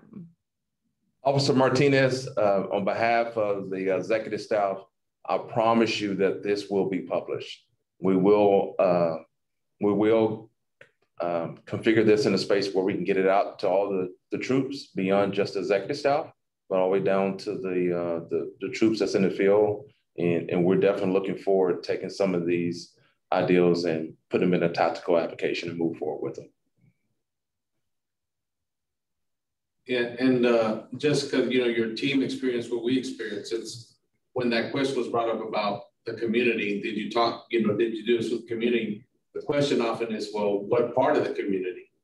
Because that's how we have to deal with it, is who are we trying to deal with? Because everybody has different needs. Are you talking about African-American or Hispanic or middle income? Are you talking about business? Are you talking about like at 5 Points where you have over close to 40 different languages spoken because of the refugees that are there? So, you know, but ultimately what your teams have presented are the basic expectation of what we have in our standards and expectation in our service, in our delivery of service, so that we have a baseline of service, again, taking the words from Beat, of how we behave, our attitude, and that delivery. Because ultimately, as human beings, we all meet at this one certain point, and that is being respectful of each other as human beings, and then figuring out from this common ground of how do we then problem solve, how do we make decisions, how do we help you in this moment. So just it was good to see how I think it was Casey took on that question, saying, yeah, we looked at these different things, but we just weren't sure where to go and focus on DPD. And that's what we face daily in our different patrol stations and in our different divisions and services. I appreciate you saying that, Chief. It's been this, again, I can't just say enough how these students have just really stepped into this very tricky space. There's a lot of things that, you know, it's big, it's a huge project, and it's a big space to kind of say, well, what are we even going to do? And I think one of the most powerful things was that every student in this class was very much concerned with, well, what is the impact that we can really have individually and as a team and as a class, and very, very invested in saying we can do better, we can do something, and we can design something to help you all in this really special and interesting way. So again, I think this kind of great marriage of students that are so willing to jump into spaces that are undefined and unclear, and then you all to just open your doors to us in so many ways. I'm sure you got more emails from students than you've ever had, and just connecting all the dots for us. You guys have been such an amazing group to work with, and just I couldn't be more honored to be a part of it myself. So I just am excited to see where all this can go next. So okay, we have a minute left. Any other closing things? You all can stay on longer, but we do not need to keep you any longer. But I guess maybe one last kind of logistic thing is, from here, the students write a full report as well. So they have these beautiful, fully designed presentations, and then they have a full white paper that each group will deliver. And then we will hand that all over to you, Chief, and anything else you guys need, and would love to continue conversations around anything else we can help with, what this kind of lives on as, and what we can do. We don't want to just stop here and be done. So whatever we can do to keep going is where we want to be. All right. The work continues. Yes, it's never done. Thank you so much, Jessica. Thank you so much for the MADI team. We really appreciate you. Job well done. Thank you. Thank you, guys. All right, we'll let you guys have the rest of your day back. Thank you so much for being here.